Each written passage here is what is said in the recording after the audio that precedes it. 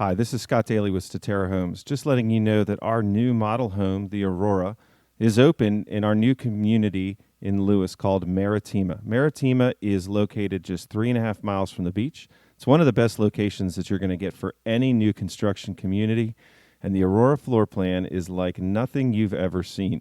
So please come check us out. We're open 10 to 5 Monday through Saturday. We're closed on Sundays. We would love to see you. If you want to set up an appointment, give Keith or Michelle a call, 302-329-8881. That's 302-329-8881. Or check us out on the web at staterahomes.com. Thanks.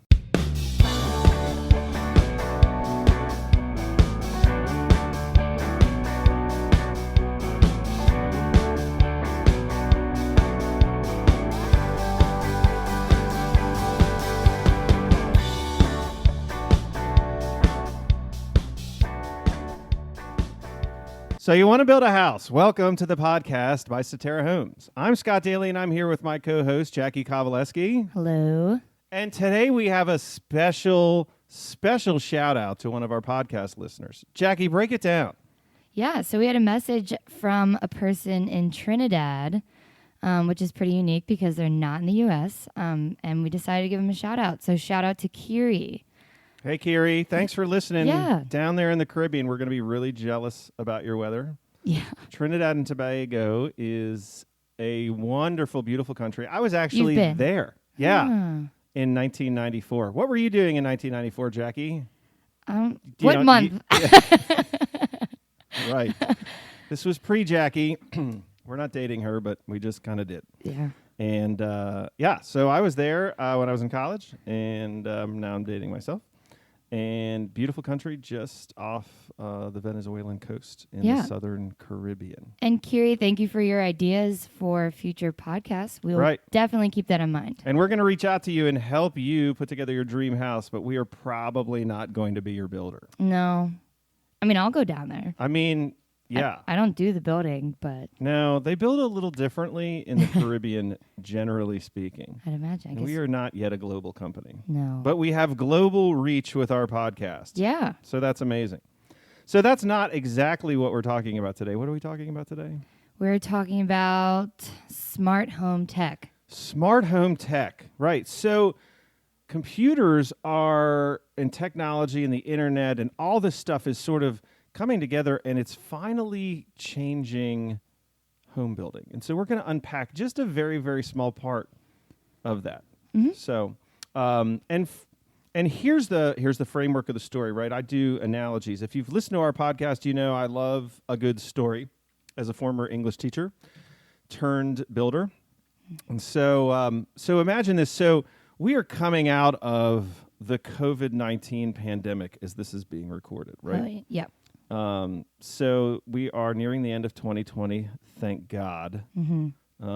Hopefully definitely coming out of 2020. Yes. And so, everything changed, but when everything was super locked down, people found other things to do. And I rediscovered and sort of discovered for the first time I was going to bake bread, right? Which my wife looks at me like she's crazy, like I'm crazy, which is probably a legitimate look. I feel like a lot of people wanted to start baking. Right, but here's the difference is I was able to score yeast during the pandemic. Yeah, where'd you find that? My mom. What alley? Straight up, what alley, right? I bought black market yeast. Was that a thing? It probably was.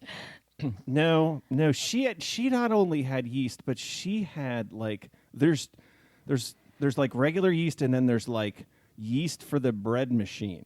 Yes. And she had both. I mean, it was like the score of a lifetime. So there I am in full baking mode, carving out my house. My wife doesn't really eat this stuff, which was more for me. But I did not gain a significant amount of weight during the COVID thing, and not for lack of effort. I just also managed to have a Peloton at the same time. So it was good balance. It's Statera here. We like balance. So here's the thing. Here's how bread making and home building are the same thing. Because you're sitting there saying, hey, this is a blog. This is a podcast. It's not a blog. Not a blog. Not a blog. It's okay. It's 2020. Dating myself again.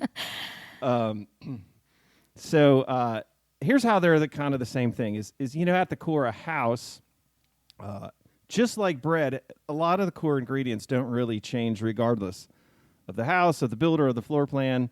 And what I mean is bread is mostly flour, water, yeast, maybe a little bit of an egg, something like, but like, so 97% by volume of the ingredients in any kind of bread is basically the same.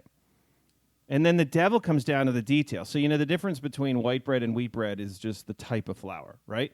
Maybe. But then, so if you want to go and get into like cinnamon raisin bread. Well, yeah, sweet bread, right? So, choux pastry. It's just a little tweaks kind of at the end. But the core of bread is that, you take flour, you take water, you take yeast, and here you go.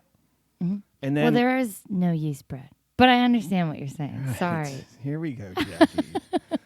Jackie's in a mood, so just I understand what you're saying. So the bottom line is, it's the little things, and I think if you listen to this blog, I just said it again. If you listen to this podcast. You'll understand that those little things make a huge difference, because there's a world of difference between sourdough bread and cinnamon raisin bread. Yes. I love them both, but they're different. There's preferences. So small little things make a big difference, and so smart home technology is one of those small little things that can make a huge difference in your house, and not in how it looks, not even necessarily in what it costs, but how it lives, right? So we're really all about how your house lives. So we want to unpack briefly some smart home technology, some of the things that we generally use in the Statera house, but also, and just some of, this is like the 10,000 foot with a couple of examples, because this is an exploding field. I mean, they literally have smart everything. Oh, yeah.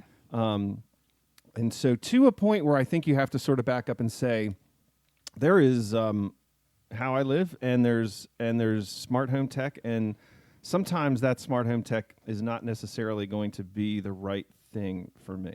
So here's our guide. So let's say, okay, I'm building a house. I want all the latest and greatest technology. Sure. Okay. So that means that you can literally have a lot of wired things with computer processors in them. And I mean, like, things that you never dreamed of that have computer processors, right? Yeah. They sell an irrigation system, which we sell all the time, but they actually sell one that's a smart irrigation system that will literally go on the internet and check the weather. And it decides if it's going to rain in the next 24 hours. It either waters your yard less or not at all. Oh, wow. Right? It just knows. And it just... Can it keep your plants alive? Not your plants. It can keep anyone besides Jackie who is listening to this podcast, yes. Does anyone know technology? Jackie does not have a green thumb. She has a black thumb. Yeah, that's fine. Plants...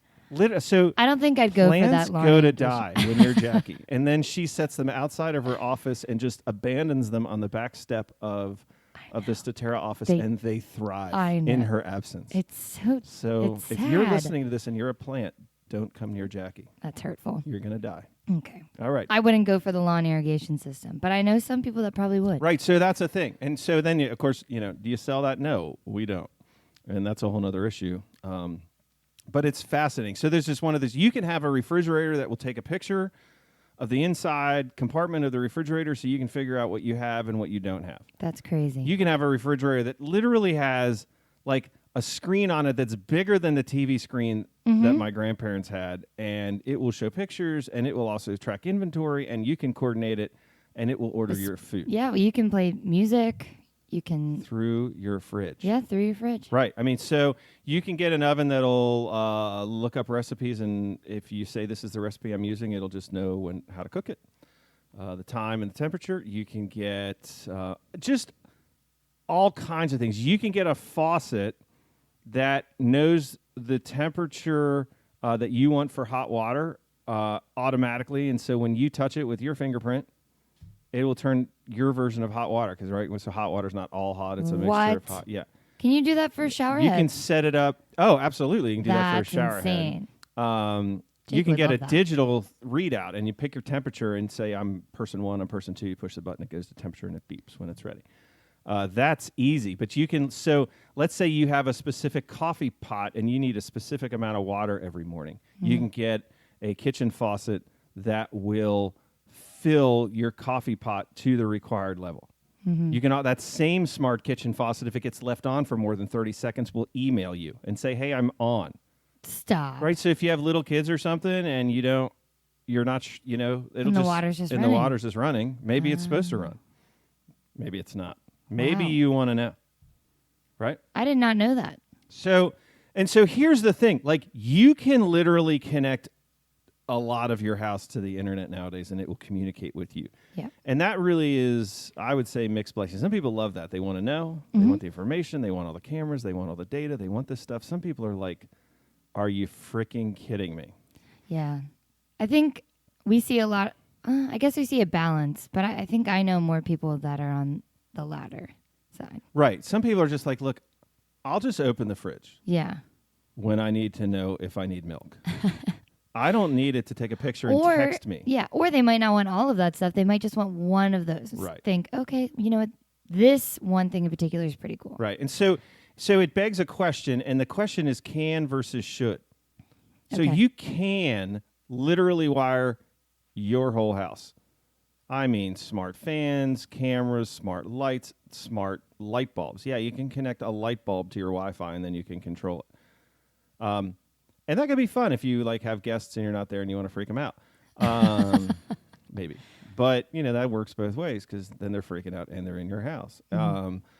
So that's what you can do. Then the question is, what should you do? And so this is a question that I think everyone has a different answer. Because for someone, they're like, automate everything. Like, I not only want the shower to know my temperature, I want it to know when I take a shower, and I want it to know how long I take a shower. And that's it. And like, automate that. I want groceries automatically delivered to my house. I want a smart dishwasher. I want smart lights, smart everything. Right. And so that's cool if you're going to use that stuff. But for some people, it's just sort of, there's a point at which technology just sort of advances beyond someone's desire to implement it.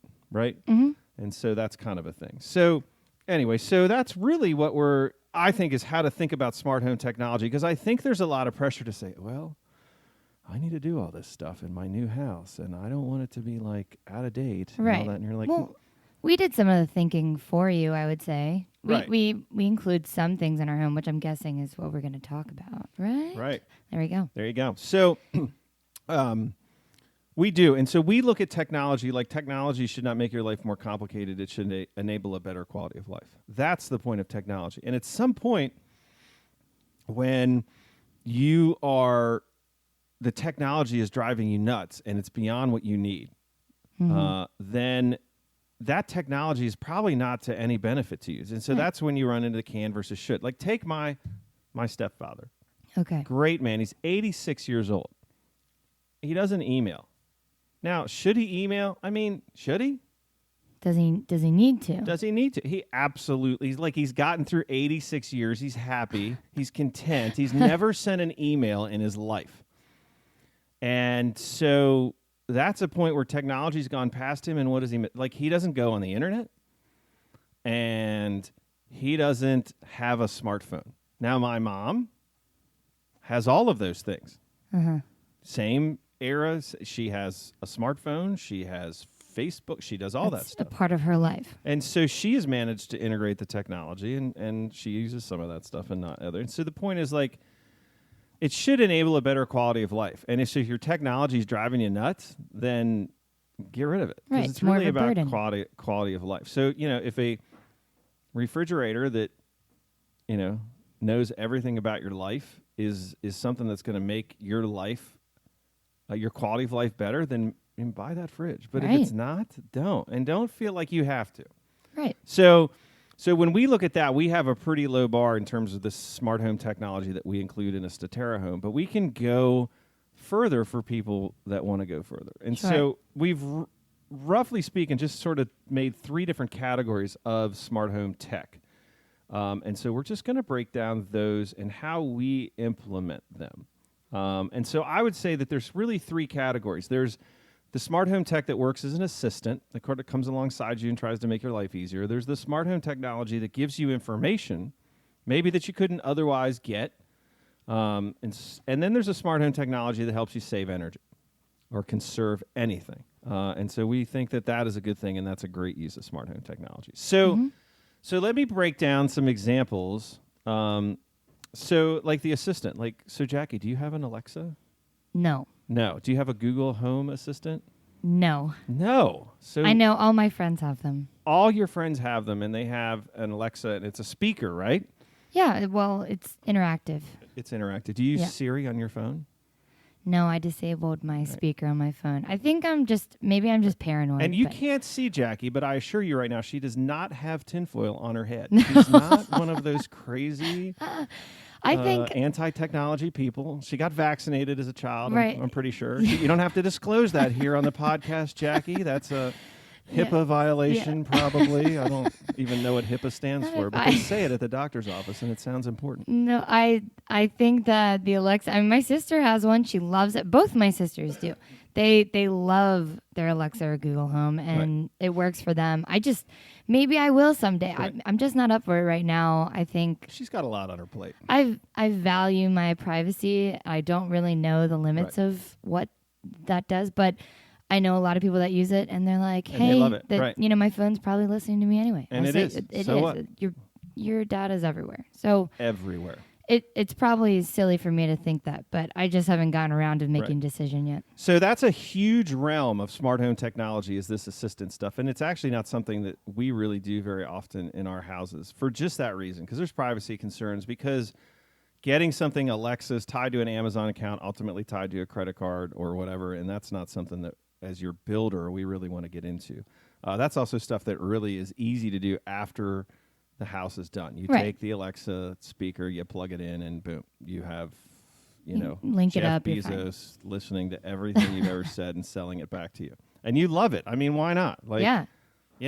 I get those ads on Facebook, and I click on them. That's why they're billionaires. Yeah. So, I get those ads and I've disabled things. So I still don't know why I'm but getting no tinfoil, I promise. still- Just, she's not nearly as crazy as she sounds. Someone's listening to me somewhere. Somewhere. Right. This just took On a a turn. smartphone. Let's go back to assistant. Okay, so that's a whole realm that we're really just not going to dive into. So, Yeah. but it's a huge part of the home technology. And so some parts of assistance, kind of gets a little gray, like, do you want a smart fridge?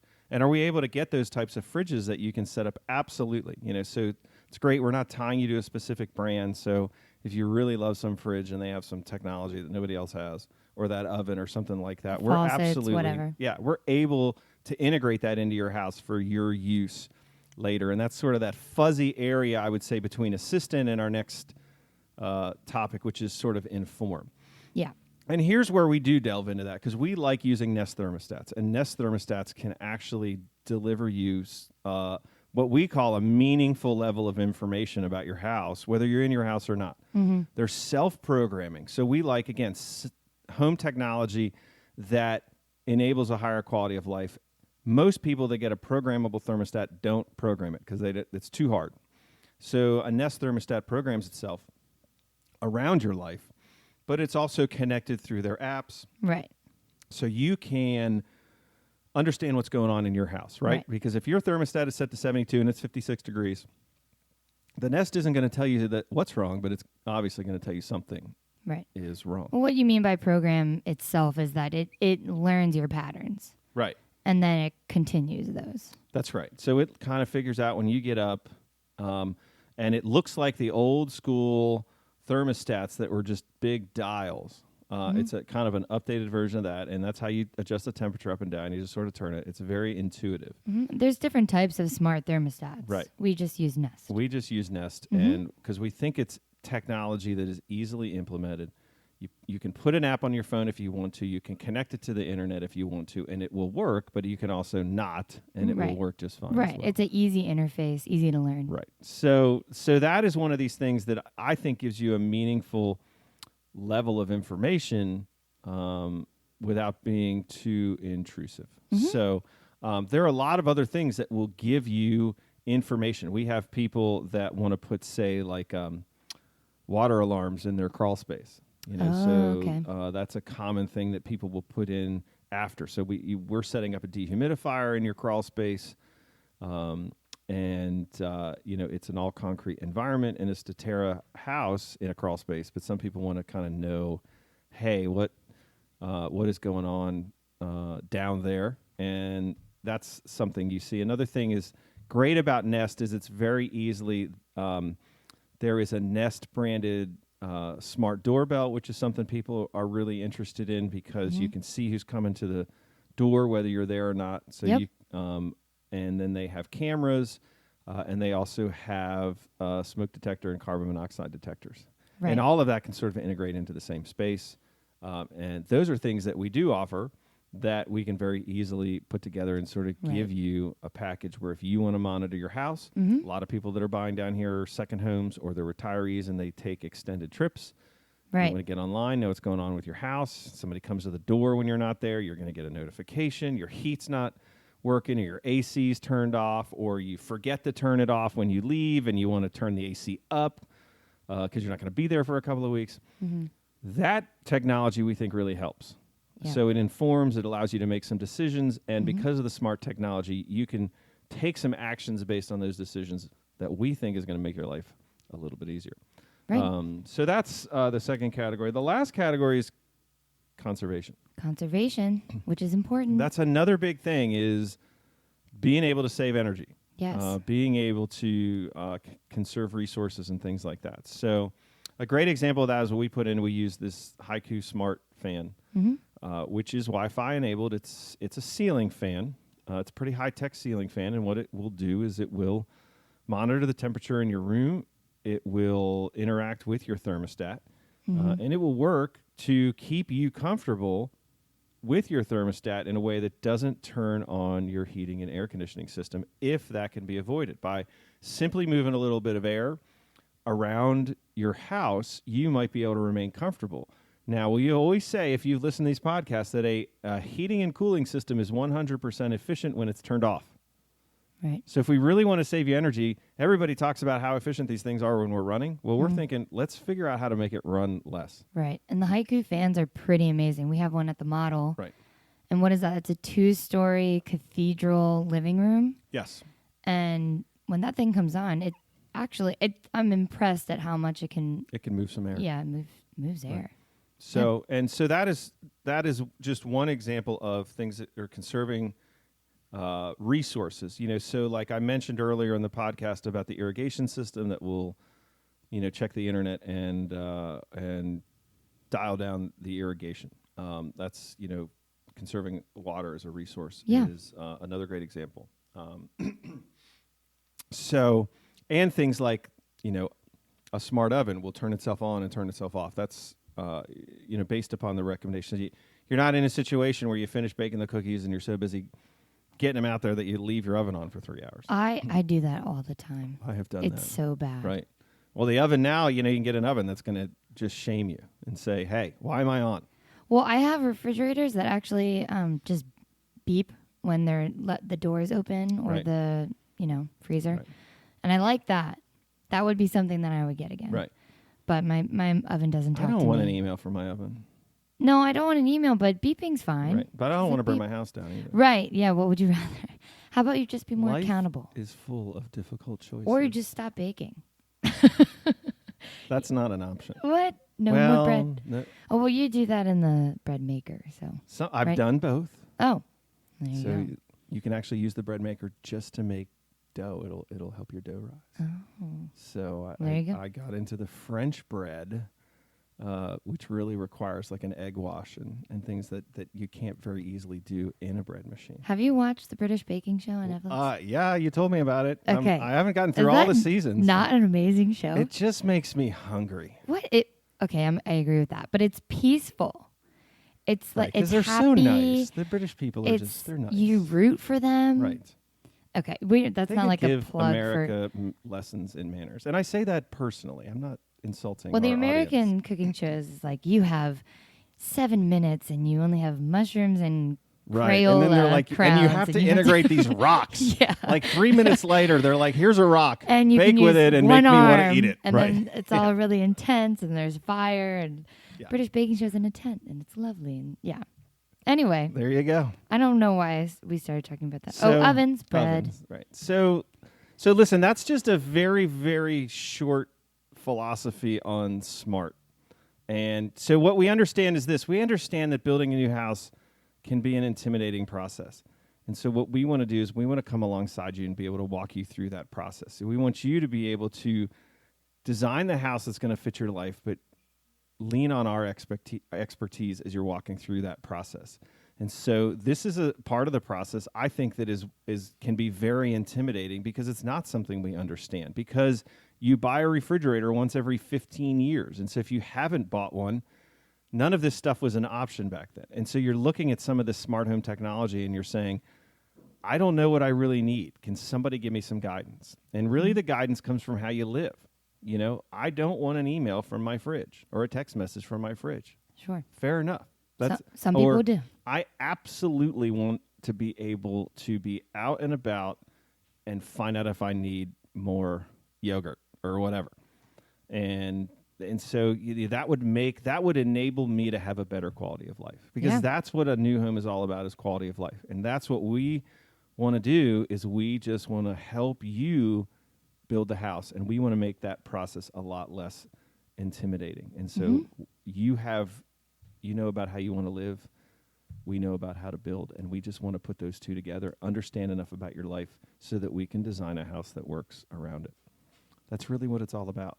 And so that's just a little primer on smart home technology. There's a lot of different resources when you start to look at that stuff on the internet. And if you don't look at stuff on the internet, then you don't have to worry about smart home technology. That's exactly right. It's just not a thing. So this is the So You Want to Build a House podcast. I'm Scott Daly. And I'm Jackie Kowalski. Have a great day.